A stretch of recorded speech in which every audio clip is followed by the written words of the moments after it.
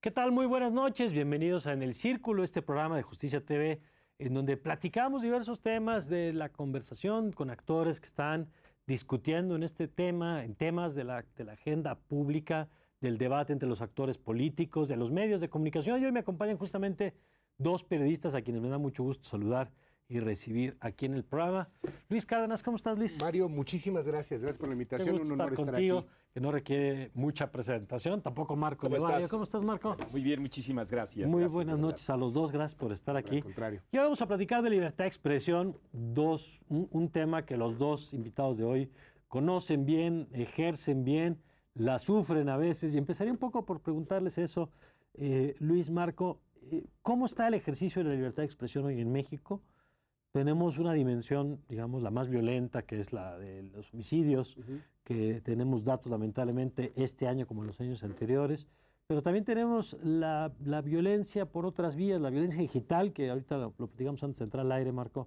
A ti a veces te avientan expresiones muy duras. ¿Cómo ven ustedes? ¿Cómo se sienten ustedes incluso? Por favor, Marco. Muchas gracias, Luis. Creo que vale la pena analizarlo en distintos vectores. Uno de ellos, y que no me parece menor, es el relacionado con el que señalaba sobre los homicidios, porque son 11 o 13, según organismos distintos, etcétera, ha, digamos, cifrado en 13 periodistas, lo cual no tiene un antecedente con ninguna de las administraciones anteriores por año, es decir, tomando como base el mismo periodo y en comparación con el mismo periodo. Otra vertiente es, por supuesto, el discurso habitual de Andrés Manuel López Obrador en relación con los medios de comunicación y los periodistas que le cuestionan, que, como sabemos, llena de dicterios, adjetivos, y que siempre les confiere una intencionalidad aviesa que habitualmente no demuestra y que al mismo tiempo también desprecia en torno de que el periodismo es, en esencia, la revisión del poder, trátese de quien se trate, y en ese contexto se genera una enorme violencia que también se expresa en las redes sociales. De tal suerte que diría estos tres elementos como los más novedosos para decir que estamos viviendo un proceso complicado al momento del ejercicio de la libertad de expresión. Luis. Fíjate que coincido totalmente con los puntos que plantea Marco. Hoy estamos en un momento muy particular en la historia de la comunicación de nuestro país. Ya ahorita trataremos a detalle muchos de los temas y de los términos. Durante mucho tiempo en este país sí hubo una costumbre de algunos medios que dependían 100% en su tema económico del gobierno, que no querían criticar al gobierno, que hay aguas con que pasara algo. Que vivían de la publicidad oficial. Que vivías de la publicidad oficial. Y luego de repente pasaba algo en algún medio tradicional que a lo mejor no vivía tanto de la publicidad oficial, pero sí te hablaba de pronto el vocero presidencial. Yo me acuerdo que en varios programas hablaron varios voceros. Saludos, Eduardo Sánchez, ¿cómo estás? Pero eso pasaba frecuentemente. O sea, había como una molestia y había medios de comunicación que sabían que el presidente o alguien dentro de la oficina de presidencia te estaba escuchando. Eso también tenía una relevancia. Lo que escribías, lo que decías, lo que manejabas en los medios era importante, era escuchado. Hoy día, yo no sé si pasa, parece que sí, pero hay una tendencia del presidente mismo, de la comunicación en general, de que les vale un tanto gorro. Se puede decir muchas cosas. Ahorita vamos al tema de la mañanera, pero esto de las llamadas tú no lo percibes hoy. No, acá no. O sea, yo sí te soy franco, no hemos tenido una. Sé que se han molestado en algunas ocasiones por algunas cosas que se han dicho o se han tomado en el espacio que manejamos o en los espacios que manejamos. Sí, de pronto puede haber, pero no hay como llegaba a haber, y no es que te regañaran antes tampoco, pero sí hay de pronto estas cuestiones de tener alguna presión, tenías a gobiernos. Rubén Aguilar hacía lo mismo, o sea, tenía ciertas injerencias, no es que te censuraran, pero sí tenías injerencias y, insisto, ahí había un tema importante dentro del debate. El asunto es que hoy parece que al gobierno de la República no le importa mucho lo que dicen los medios de comunicación. Por ahí Javier Risco, hace tiempo, publicaba casi al inicio del sexenio un texto muy interesante en El Financiero, en donde decía, a lo mejor es el presidente que no nos lee, es el presidente al que no le importamos. Porque por lo menos se mueve en otro código, no necesariamente en el código de la aprobación de la opinión publicada, Totalmente. ni de las organizaciones de sociedad civil. Su código es la descalificación, porque además sí podemos nosotros verificar, más allá de cualquier especulación o de poner alguna hipótesis en la mesa de la reflexión, lo que sí podemos asegurar es que el discurso de Andrés Manuel López Obrador en relación con los medios es, elijamos una coordenada. Nos hubiera gustado que este medio de comunicación dijera lo mismo con Enrique Peña Nieto. Sí, claro. Esa. Bueno, eso tiene una expresión en las redes sociales. Es decir, sí hay una comunicación, no es la que nos gusta, en efecto, como señala Luis, no es la que nosotros estábamos O sea, no es la acostumbrados a llamada al recibir, medio de comunicación. pero sí es concebir en la estrategia de las relaciones digitales una forma de descalificar a los medios de tal suerte que si Luis o tú o yo decimos tal o cual cosa en relación con el gobierno, la misma coordenada discursiva de descalificación que tiene Andrés Manuel López Obrador se expresa en usuarios, en bots y en troles. Digo esta segmentación porque sí podemos advertir con toda claridad cómo se van gestando, ¿no?, las etiquetas y las tendencias para descalificar a los medios extranjeros y decirles que deberían de ofrecer disculpas y se colocan, ¿no? A ver, ¿y qué peso, Marco, tiene eso? Porque por un lado hablabas hace rato, por ejemplo, el tema de la publicidad oficial, que es claro ahí como una herramienta de control Sí, y de claro. censura usada históricamente. Y hablamos ahora de estas nuevas expresiones, digamos, que se dan en redes sociales. ¿Cuáles son los efectos reales, los alcances? Entendiendo que puede ser desde quien diga, a lo mejor, pues a mí no me afecta ver lo que están diciendo, hasta expresiones de violencia que rayan casi en la frontera con la violencia física o que van generando ambientes hostiles en donde, alguna vez lo hemos platicado con Mauricio Mechoulam, por ejemplo, él aborda esta pirámide del odio, dice, y cómo la palabra va generando ambientes que los ambientes después pueden derivar en acciones. ¿Cómo se expresa esto? Sí, la palabra también cuenta, dice, ¿no? Es determinante. Yo pondría 3 elementos básicos. El primero es que, digamos, entorpece nuestro intercambio público porque se descalifica al emisor no por lo que diga. Sino Digamos, por quién es. segunda primero, ¿no? Nada más por quién es. O por quien quieres creer que es la persona a la que estás descalificando. Porque es difamación, es descalificación, etcétera, ¿no? 1.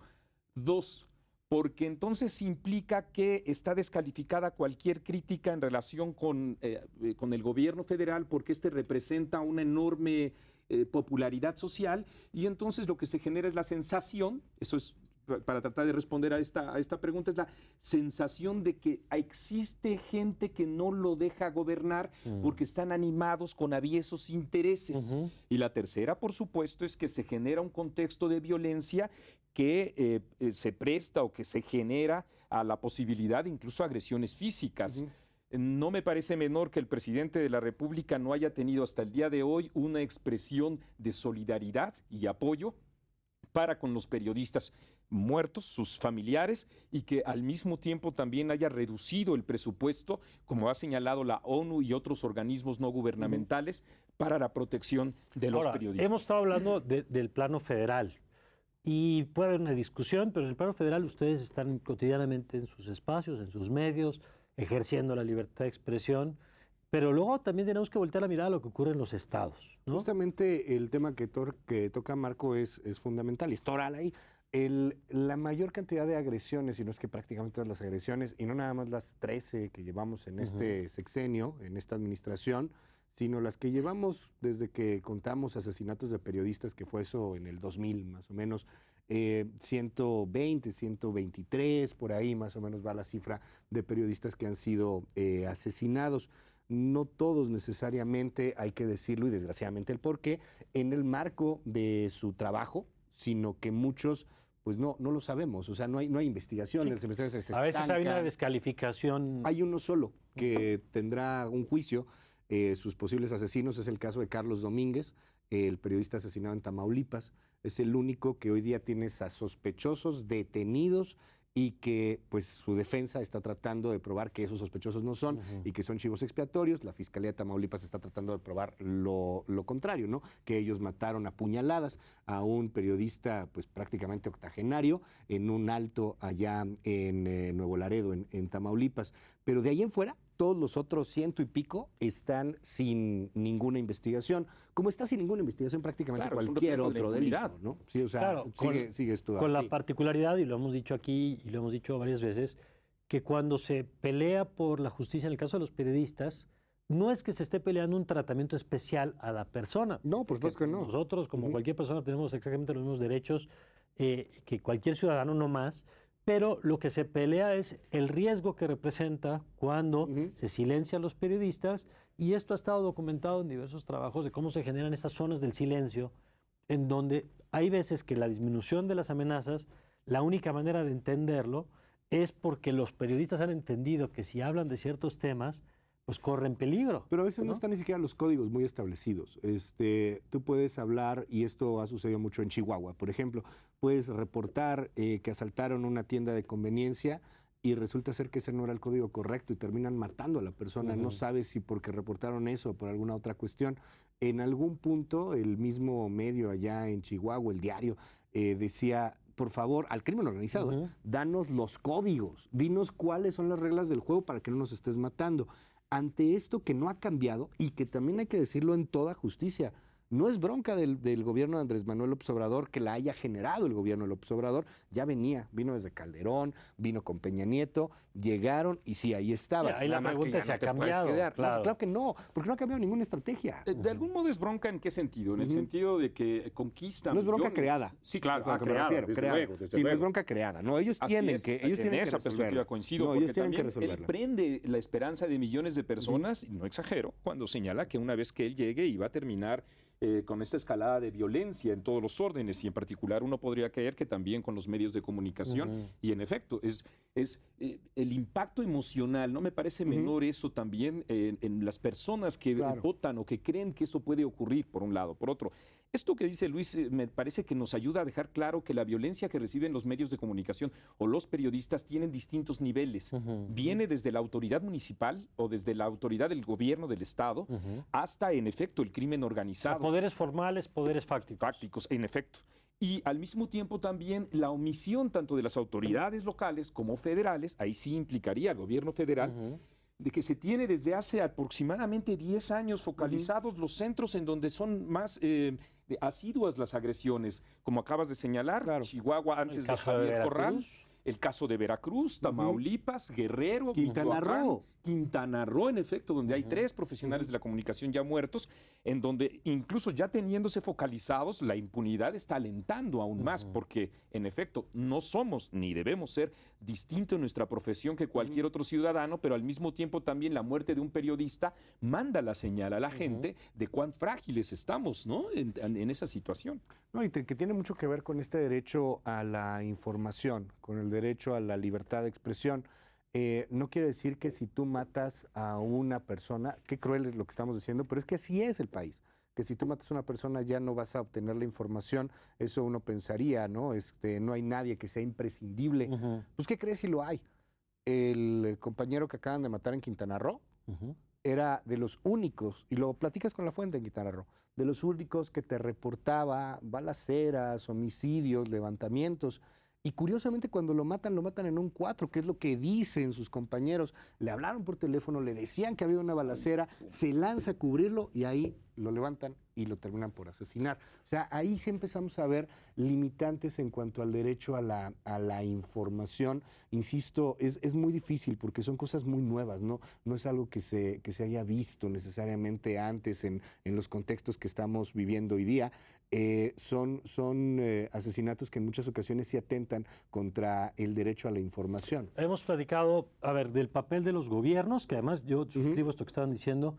El gobierno actual federal, por supuesto que no le toca el inicio de esto, Sí, claro, pero no lo sí le crean. toca una resolución diferente. Claro. Y ahí la exigencia, como fue a los gobiernos anteriores, es que se castigue a los responsables, porque lo sabemos, la garantía de repetición es la impunidad. Ujú. ¿No? Cuando alguien ataca a un periodista y no pasa nada, pues se sigue ocurriendo. Y entonces ahí en algún punto tenemos que cortar esta brecha. Me parece que hay algunas prácticas que han disminuido, que son un poco, que era esta de criminalizar en automático a las víctimas y decir algo, estaban metidos, tenían algo. Creo que hay un poquito más de pudor de las fiscalías en general Ujú. antes de aventarse, porque saben que también hay un costo cuando se investiga primero a la víctima antes que investigar a los asesinos del crimen, pero la verdad es que tampoco tenemos un cambio ahí. Pero hace rato hablaban ustedes también, cuando decías, Marco, los poderes fácticos. A ver, la libertad de expresión puede estar amenazada, sí, por los gobiernos en sus diferentes niveles, sí por poderes como el crimen organizado. ¿Qué pasa con otros poderes fácticos? Los propios medios, la publicidad. ¿En qué estado, que también sabemos que pesa y que es una variable? ¿Cómo lo ven ese tema? Me parece que el hecho de que buena parte de los medios de comunicación tradicionales se han sometido a los lineamientos que ha marcado el gobierno en cuanto a información hace que en algunas ocasiones no tenga, y esto es subjetivo desde luego, no tenga el relieve que yo en lo personal creo que podría tener la fortuna la fortuna de Manuel Bartlett, que no, digamos, incumpliendo con la ley, no reportó de tal manera. Gracias a las redes sociales creo que ha tenido una magnitud más mayor de la que hubiera podido tener si no tuviéramos redes sociales, porque, y como he dicho es subjetivo, me parece ese tema de la mayor importancia que sin embargo no se encuentra en la mayoría de los medios de comunicación. Y hago una comparación entre la famosa Casa Blanca y periodistas y medios que de ahí hicieron incluso una actividad consuetudinaria, y lo que ahora representa, he visto ahí los comparativos entre 23 y 40 Casas Blancas, la fortuna que tiene Manuel Bartlett, y sin embargo ni estos medios ni periodistas que le dieron, y con mucha razón, la atención a esta Casa Blanca, no hacen lo mismo con esto que me parece igualmente escandaloso. Con casos específicos como esos, creo que sí podemos decir que se encuentra al menos acotada esa libertad de expresión en relación... ¿Es un tema de libertad de expresión o es un tema de esta vieja práctica de los medios que si lo saca alguien más, yo no lo levanto necesariamente porque no fui yo el que generé la nota? También, pero estoy seguro que tiene mucho que ver con que primero, la actividad política de los medios de comunicación. No es lo mismo a Carmen Aristegui criticando a Enrique Peña Nieto que a Carmen Aristegui criticando a Bartlett por la aquiescencia que ha mostrado, informativa y editorial, lo cual tiene todo su derecho, por supuesto, en favor de Andrés Manuel López Obrador. Junto con ello y la publicidad y esta actitud política, me parece que también está el hecho de no hacer que Andrés Manuel López Obrador nos ponga en la lista de medios y periodistas indeseables, conservadores, que deberíamos de pedir disculpas al pueblo de México. Es decir, creo que también hay este discurso de Andrés Manuel es intimidatorio del propio ejercicio de la libertad de expresión, y estos vectores se conjugan para que tengamos en no pocas ocasiones, me parece, esta falta de garantía del derecho a la información, porque distintos enfoques podrían sin duda permitirnos tener un consumo informativo mucho más amplio de lo que es la fortuna de Bartlett. Luis. Yo creo que estamos en una lucha interminable contra los poderes fácticos y vamos perdiendo. ¿Tú crees que vamos perdiendo? Sí, vamos perdiendo. A ver, pero esto es algo normal en la prensa y la prensa misma es un poder fáctico, ¿no? Claro. Es algo muy nuevo para México. No soy ni un porrista ni tampoco un crítico tan ácido de la Cuarta Transformación, pero hay algunos elementos ahí que están sobre la mesa. Hoy hay mucha libertad, eso es cierto. O sea, lo que decíamos hace rato, puedes decir muchas cosas y pareciera ser que no te marcan, no dice nada. Yo creo que estamos en un país en el que estamos muy acostumbrados a la autocensura también, en el que estamos muy acostumbrados a lo que tú decías, que es muy válido. Oye, es que la nota la sacó Loret, ¿y yo por qué le voy a hacer juego a Loret? Él trae lo de la Casa Blanca con Quintero, que ellos lo muevan. Pero la realidad es que sí se está moviendo. O sea, tú puedes consultar en la prensa, en agencias, monitoreos. Prácticamente todos los medios tienen alguna notita. Obviamente no le vas a dar tanto juego como a lo mejor le dio el otro medio, porque es su nota, ¿no? Pero aún así tratas de buscar reacciones o tratas de buscar respuestas. Yo creo que todos los medios de comunicación estamos buscando a Manuel Bartlett. Si tú tuvieras a Manuel Bartlett aquí, te apuesto que le preguntarías sobre las 23 casas y sobre las 2 empresas, y de pronto algunos otros aportan más. Mario Maldonado, por ejemplo, aportaba la otra vez, pues que no nada más tiene las 2 empresas, sino que también tiene un juego ahí en Tulum, que de residencias de alto impacto, alto nivel, y hasta afters aquí en la Ciudad de México, ¿no? Hombre, que la familia. Qué diversificado. Que esas van adicionales a las 12. Yo lo que sí creo en estos momentos es que estamos en un juego muy curioso de los poderes fácticos y los medios de comunicación. Tienes también empresas, intereses empresariales muy concretos, Hoy día, por ejemplo, podemos ver en el presupuesto cómo se está empezando a mover, si van a meterle dinero o no le van a meter impuestos, perdón, a los sitios de internet o a las plataformas digitales, que estos también pueden Y eso empezar se a jugar traduce- en algún punto. Bueno, si te parece de eso, regresamos para platicarlo. ¿Cuáles son los límites? ¿Se vale tomar postura? Estos reclamos que nos hacen a veces de la objetividad. ¿Qué es la objetividad y cómo, qué tiene que ver con el tema de la libertad de expresión? De eso platicamos regresando al corte, ya volvemos.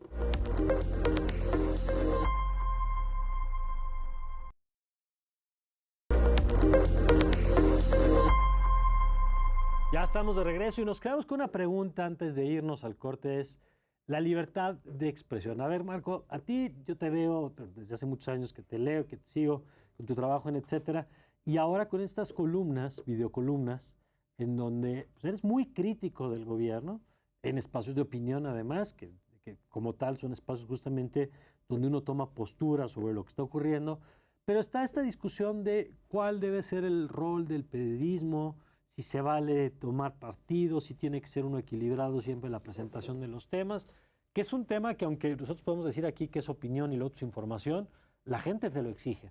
Sí, desde luego. Me parece que el periodista tiene, entre otros parámetros éticos a responder, el tener la mayor claridad y transparencia posible en relación con sus audiencias, y una de ellas es, por supuesto, dejar claro cuáles son sus definiciones políticas en relación con una administración u otra. Soy de los que creen que el periodista que habla o alude como, o se autonombra como objetivo, no está ofreciendo, digamos, verosimilitud. Está haciendo demagogia. En esa misma perspectiva, creo que lo que hay que esperar del periodista, y eso es lo que trato de ofrecer en mi trabajo cotidiano, es la verosimilitud de lo que estoy afirmando o la veracidad de lo que estoy afirmando, y sobre esa base tratar de tener, como ahora se dice, la conversación en las propias redes. Me quedé un poco con lo que decía Luis antes del corte, en relación con algunos temas que pueden o no ser ocupados por los medios, pero sí encuentro una tendencia. Si el tema de la cancelación de las estancias infantiles es o no, o haya tenido o no una, digamos, revelación periodística, no fue el caso, está el hecho, y sin embargo no es un hecho que haya tenido el mayor de los relieves, y desde mi punto y muy subjetivo punto de vista, es de la mayor importancia, igual que los comedores comunitarios. O tampoco fue una revelación periodística la ausencia de medicamento para el VIH. ¿Y tú crees que Sin pudo haber embargo, tenido eso mayor eco? Que en otro momento A propósito de la pregunta que tú haces, me parece que uno de los elementos clave de los periodistas en sus obligaciones éticas es reflejar precisamente esas expectativas y preocupaciones sociales, por las razones que fueran, porque tampoco se trata de defender a la administración anterior. Este tipo de falencias no las habíamos tenido, del VIH, por ejemplo, ¿no?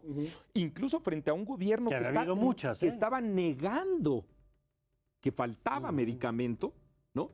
No tuvo la relevancia que podríamos esperar en los propios medios de comunicación. Y hilo estos dos elementos para responder a la pregunta de que al menos en mi trabajo cotidiano trato de que esto tenga el relieve suficiente, o aporto con un granito de arena a que tenga el relieve suficiente que no veo retratado en los medios tradicionales. Luis, estos límites entre tomar postura y la exigencia de objetividad o de equilibrio o de neutralidad, depende de quién le pregunte y cómo lo quiera definir.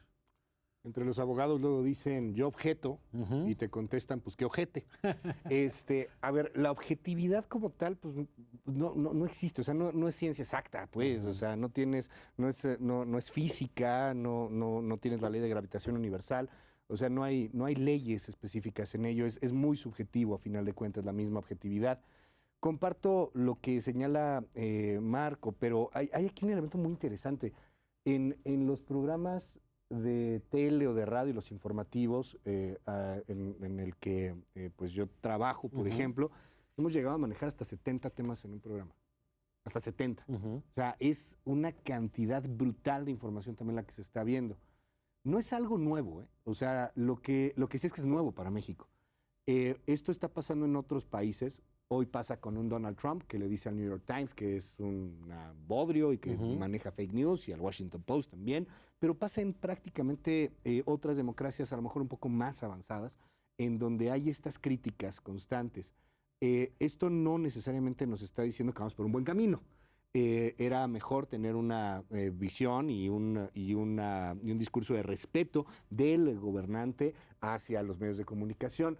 Pero estamos en un momento en donde hay un gran encono, un enojo generalizado hacia todo y por todo en la misma sociedad.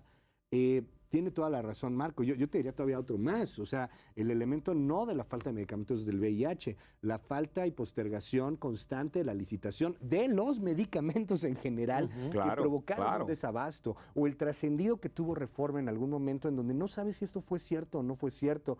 Uno podría confiar en Reforma y decir si fue cierto cuando publican un plan para estar, dispersando y distribuyendo los medicamentos en hieleras, porque pues así sale más barato que contratar un camión de refrigeración.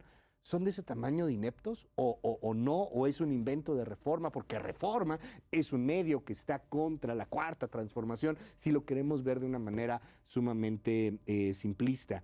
Desgraciadamente, hay que entender que los medios de comunicación estamos sufriendo algo muy nuevo, extremadamente nuevo. Hace 10 años no tenía el poder que tiene Facebook hoy, ni mucho menos el poder que tienen las redes hoy. Hace 10 años, es nada, es absolutamente nada. Pensemos qué pasaba en el 2010, en el 2009. Y eso hace también que la retroalimentación que tenemos en los medios sea mucho más potente, en donde venimos de un modelo donde era prácticamente unidireccional, ¿no? Quien tenía la revista, el radio, la tele, hablaba, pontificaba, y no había mayor capacidad de eco por lo pronto de las audiencias. A lo mejor de las autoridades sí, pero de los lectores o de los radioescuchas no. Aquí lo tienes de manera inmediata, sin que sea necesariamente el territorio puro y limpio de la expresión, sino que está también contaminado o terreno de disputa, digamos, por estos actores que perdóname, ¿no? Para ir cerrarlo, es que realmente no lo conocemos. Son muchas cosas muy nuevas que estamos viendo. Tiene toda la razón Marco, yo lo sigo mucho, nos seguimos mutuamente, etcétera. Y bueno, Marco puede decir todo lo que quiera en sus redes, puedes hablar lo que quieras. Yo lo hice en el marco del sexenio de Enrique Peña Nieto. Le menté la madre al presidente Peña Nieto en Internet. Le menté la madre al presidente Calderón también en Internet por el caso de Villas de Salvarcar. A Peña Nieto siendo él candidato, yo tenía un espacio digital que se llamaba Noticias Digital. No estaba en MBS y era algo extremadamente nuevo, porque en 2007 no tenías esto. Así de fácil, no existía. Punto final. Son nuevas reglas. Ahora, este entorno del que estamos platicando, tanto el entorno tecnológico como el entorno social, político-social, nos lleva también a preguntarnos sobre el tema de los límites de la libertad de expresión. Hace rato hablabas sobre la autocensura, que normalmente le demos una connotación negativa, ¿no? La idea de que yo prefiero no visibilizar un tema por las reacciones que pueda generar, por intereses de todo tipo, pero la verdad es que hay una reflexión siempre que casi tiene que ver no con la censura, sino con la responsabilidad. Sí, ni siquiera con la autocensura, exacto, con la responsabilidad. No una idea de información relevante que ocultas, sino de cuál es la línea que trazas y cuál es el límite que ustedes se trazan.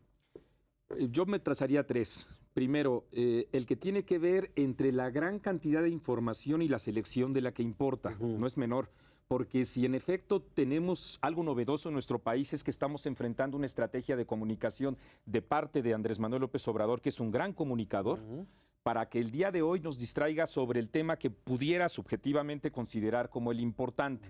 Esto es, si él el día de hoy dice o convoca a que haya una cadena humana para que nos hagamos responsables los ciudadanos de la seguridad y no el Estado, eso se convierte en la discusión virtual y en esa misma perspectiva el límite de mi responsabilidad es señalar que esa es responsabilidad del Estado, pero al mismo tiempo recordar que el 80% de las asignaciones directas son las que está dando el gobierno federal, porque también funciona este cúmulo de información basura como elementos distractores, 1. 2, en efecto, yo sé que por supuesto Luis hablaba de mentarle la madre a alguien de una manera, digamos, coloquial, pero en efecto se trata, en mis propias limitaciones, de no adjetivar, ¿no? De respetar, de señalar las que me parece son las enormes distorsiones, digamos, entre el discurso de Andrés Manuel López Obrador en 1988, cuando hablaba del fraude electoral, y Bartlett como el exponente de este fraude electoral, y ahora señalar que pues es incluso el personaje que le está ayudando a combatir la propia corrupción, es decir, la memoria. El hecho de tener memoria y de invitar sobre la base de la consistencia en el discurso de los actores políticos me parece que es de la mayor relevancia. Y 3, el saber manejar en las propias redes sociales las presiones que uno habitualmente va recibiendo. Unas son el espejo de nuestra propia sociedad, no me cabe la menor duda, no veo conjura. Otras, en efecto, forman parte de estrategias como la red AMLOVE, porque queda perfectamente, queda perfectamente claro que de eso se trata.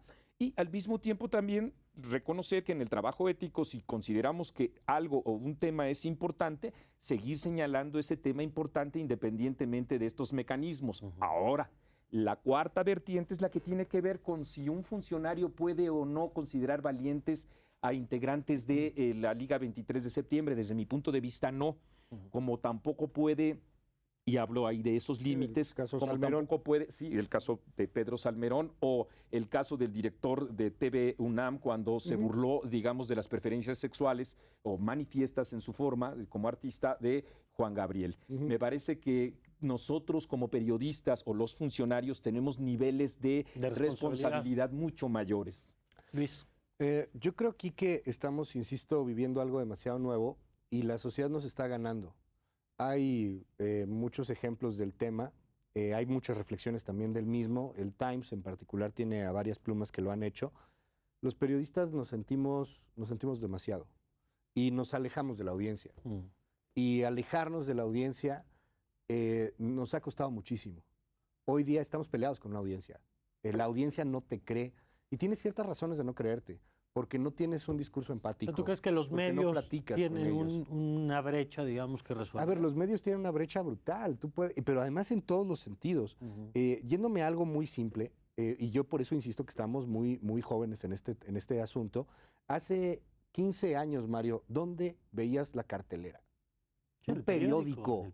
Hoy ya no la puedes ver en el periódico. La ves en la aplicación de Cinépolis o de Cinemex y ahí compras tu boleto, ¿no? O sea, ya eso ya no sirve el periódico. Veías los resultados del fútbol en el periódico, veías muchas cosas en el periódico. Real, claro. ¿Qué es lo que te daba el periódico adicional? Noticias.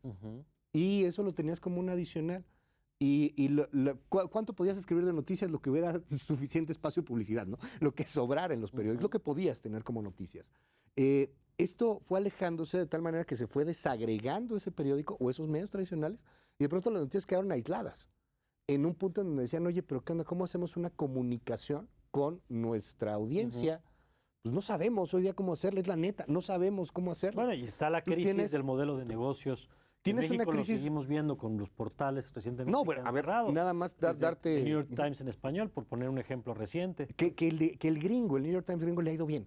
O sea, no ha ido, cambia su modelo de negocio y está cobrando por noticias. Estados Unidos, el de acá es el que acaba de cerrar. Pero le pasó a México.com con un problema de pagos a sus colaboradores. A todos. O sea, el problema del modelo de negocios también. Ahí está, claro. Es un problema muy grave, máxime porque también ya no hay un acuerdo entre el anunciante y el medio. O sea, ahora el anunciante, utiliza dos elementos. Uno se llama Facebook, el otro se llama Google. Y cualquiera, estoy hablando también del anunciante, el anunciante político también. Sí. Le paga una cantidad a Google. Google sabe exactamente qué es lo que quieres, qué estás buscando, cuándo lo estás buscando, y hoy en qué más que momento nunca el medio necesita tener una relación personal casi directa. Es que, ¿qué tenemos nosotros? Ese es el gran tema. ¿Qué tenemos nosotros? Es lo que ahorita tenemos que estar discutiendo. Marco lo está haciendo excelentemente bien en sus medios. Y en ese sentido, ¿cuáles son los límites, digamos? Hace rato hablabas del divorcio con la audiencia. Pienso, por ejemplo, cuando tienes una población, que de eso platicaremos un poquito más adelante con más calma, pero cuando yo lo que veo es un divorcio creciente entre lo que llaman la opinión publicada y la opinión pública. Vemos que hay muchos medios, muchas voces muy críticas, creo que aquí los tres lo hemos ido en varios momentos, y vemos niveles de aprobación muy altos.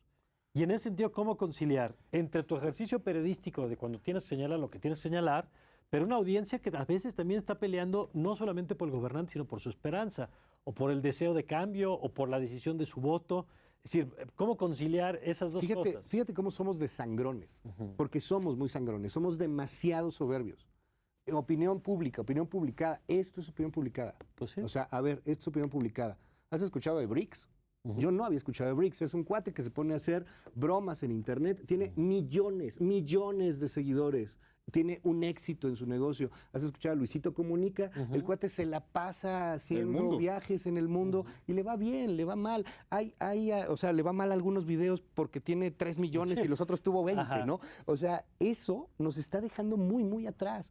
Y eso es lo que está viendo la mayor parte de la audiencia. De repente vemos, es que en Twitter, es que las redes, es que los bots.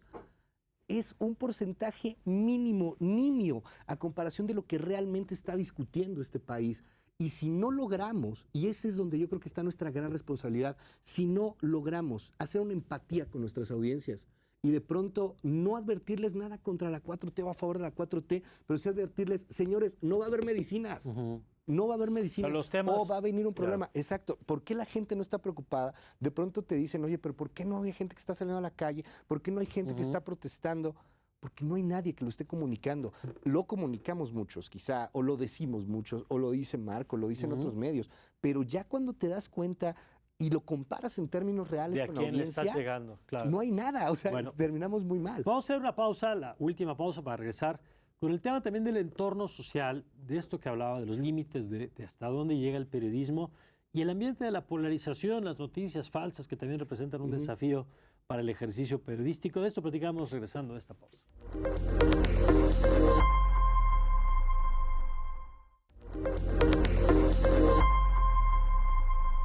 Ya estamos de regreso y vamos a platicar de este tema de el entorno social, el tema de la polarización que hoy estamos viviendo. A ver, Marco, ¿cómo crees que debe jugar el periodismo en este momento? Se ha hablado mucho aquí de la función de memoria, ¿no? Se ha hablado de la función de denuncia, de la función de hacer eco de los sectores que se ven afectados por la ausencia o por la presencia de determinada acción o política. Pero también hay una ruptura social preocupante, hay un ambiente que a veces los propios políticos generan, incentivan, capitalizan. ¿Cómo se deben plantar los medios frente a esa realidad?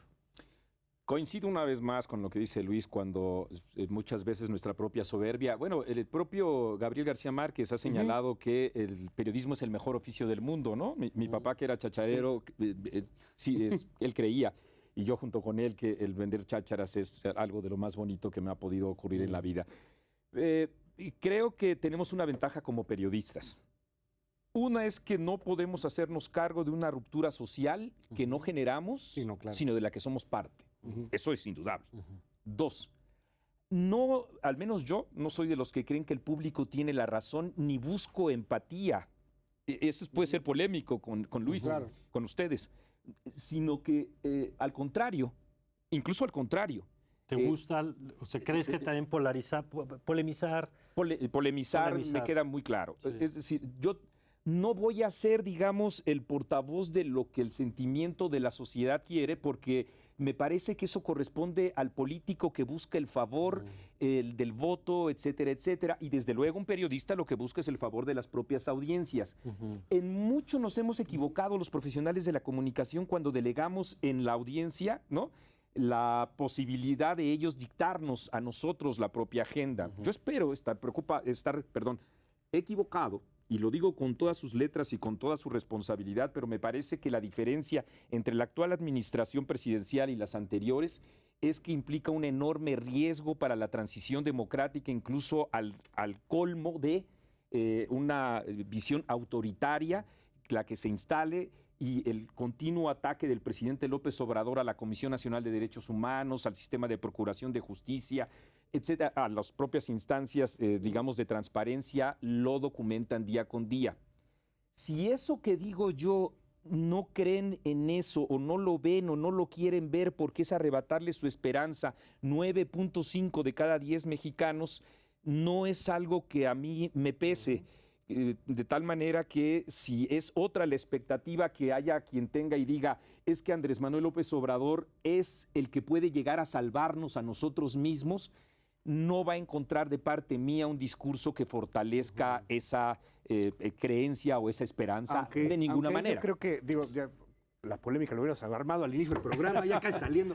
No, yo coincido también con Marco. O sea, no se trata de que le hagas un favor a las audiencias o de que las audiencias te aplaudan, sino a que entiendan algo. Lo mencionaste hace un momento con fake news. Estas fake news eran imposibles de que se dieran hace algunos años con la velocidad y con la manera como se están dando, porque tienes también audiencias que no están creyendo en los medios. Lo que tenías tú hace tiempo era alguien que no podía compartir una idea contigo o podía compartirla. Ah, me gusta este columnista. Ah, no me gusta este columnista.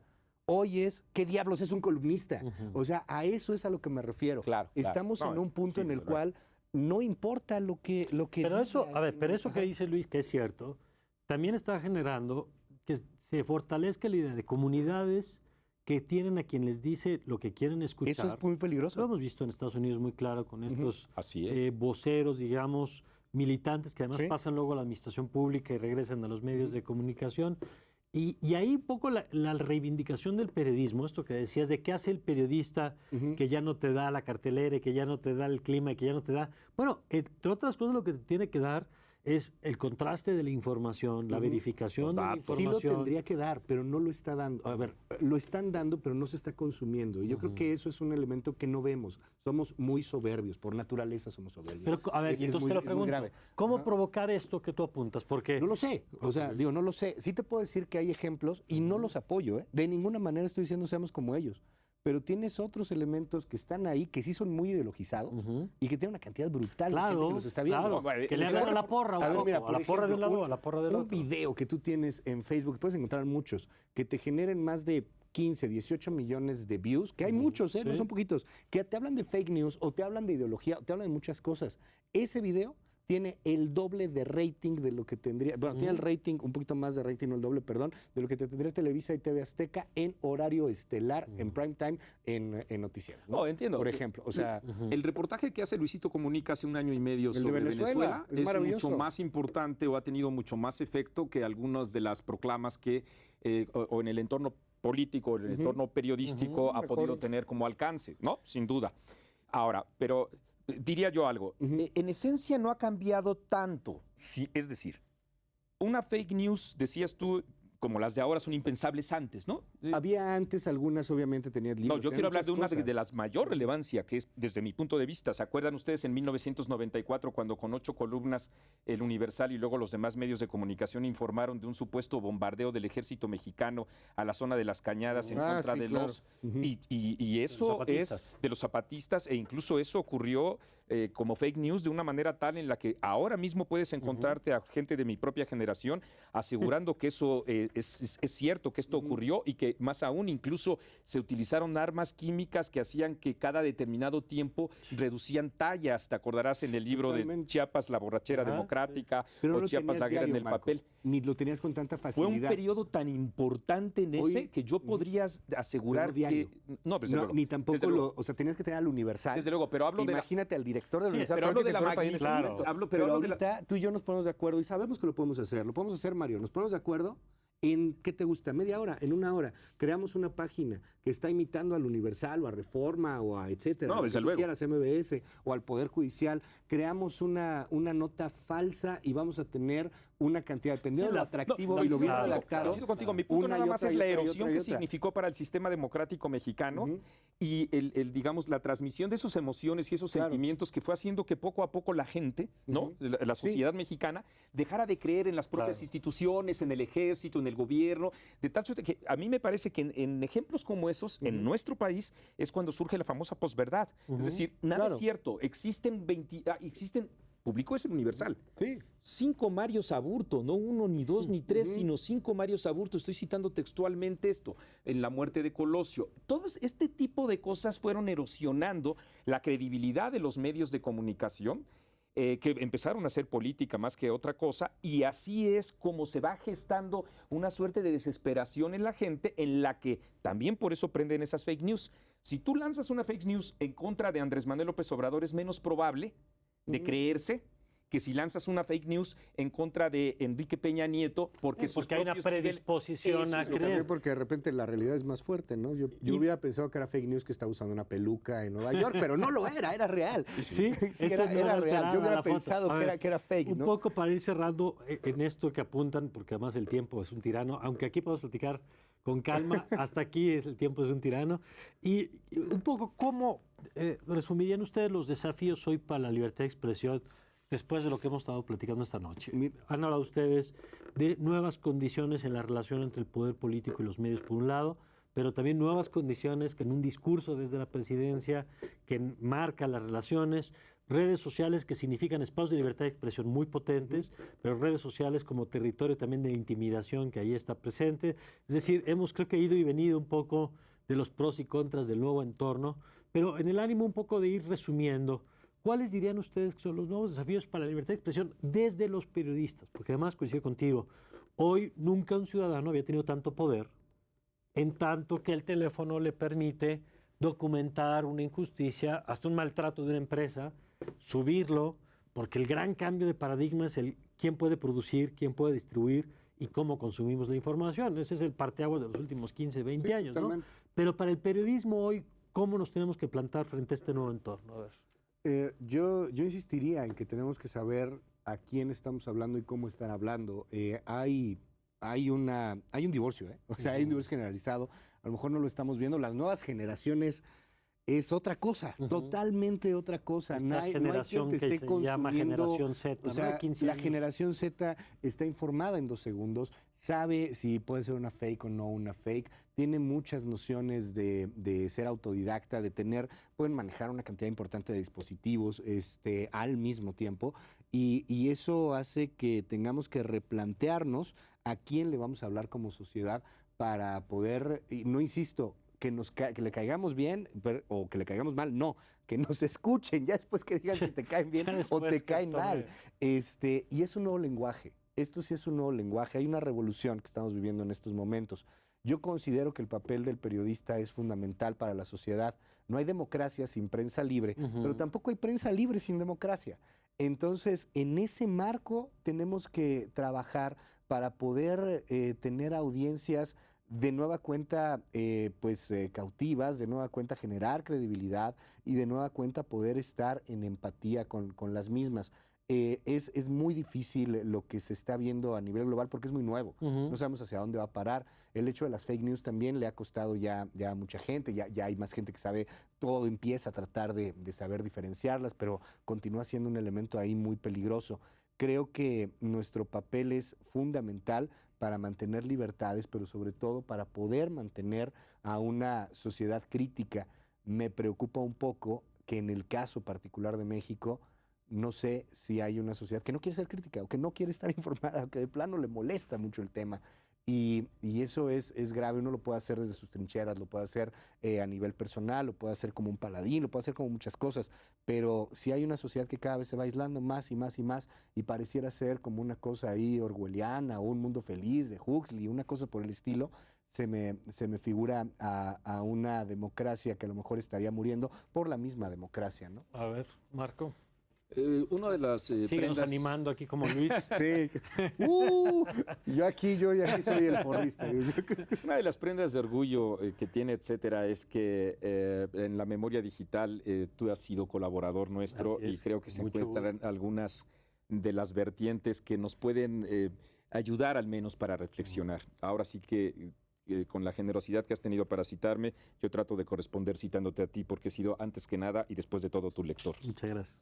Lo primero que diría es que en los contextos siempre implican al periodista una obligación ética y un esfuerzo permanente para sobreponer el dato y el argumento sobre el adjetivo. Si eso significa arar en el desierto, voltear y ser optimistas porque en la historia tampoco ha sido distinto. Lo que ha siempre planteado un periodista es generar su propio público más que buscarlo a él mismo. Y eso es no someterse al imperio del rating, sino en efecto a sectores sociales a los que les puedes dirigir una determinada información tomando como base que tenemos una sociedad plural, heterogénea y diversa, en donde nunca se ha caracterizado, al menos en nuestro país o en América Latina, con una gran disposición por la participación democrática. De tal suerte que solo en la perspectiva de privilegiar aquellos elementos en el uso de las herramientas y de un lenguaje propio a la sintonía que estamos viviendo, no me cabe la menor duda del aporte de Luis y del llamado de atención a esa perspectiva, a no evitar o a no eludir los elementos clave de nuestro ejercicio. Y estos son el contexto, el dato, el contraste y la memoria.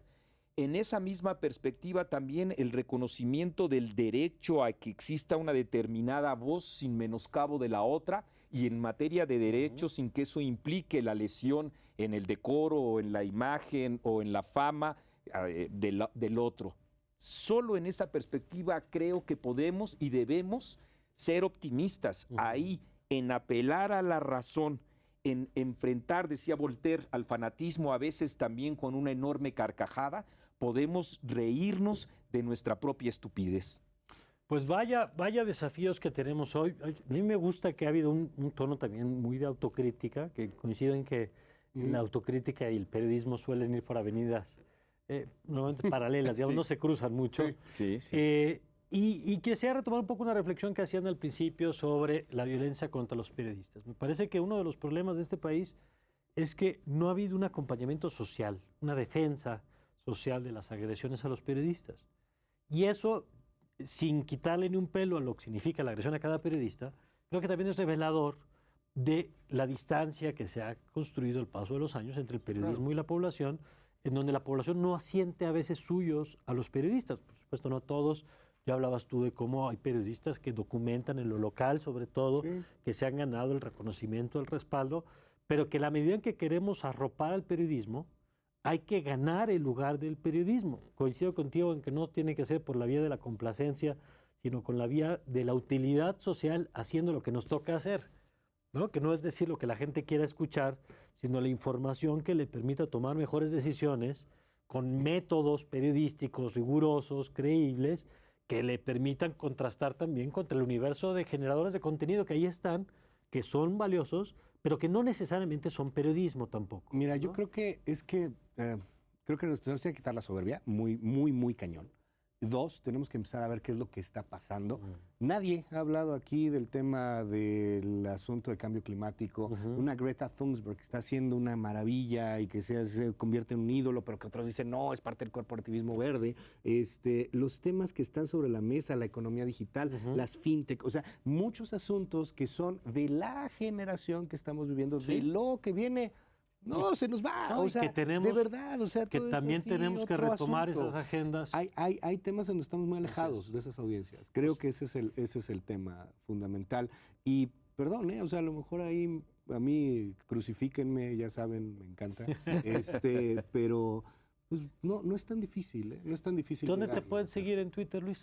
En @wet, ahí mande todo, no es el de aquí de Marco Alemán, en @Luis Cárdenas MX, ahí está. Perfecto. Marco. @Arruet, sí, guión bajo y B.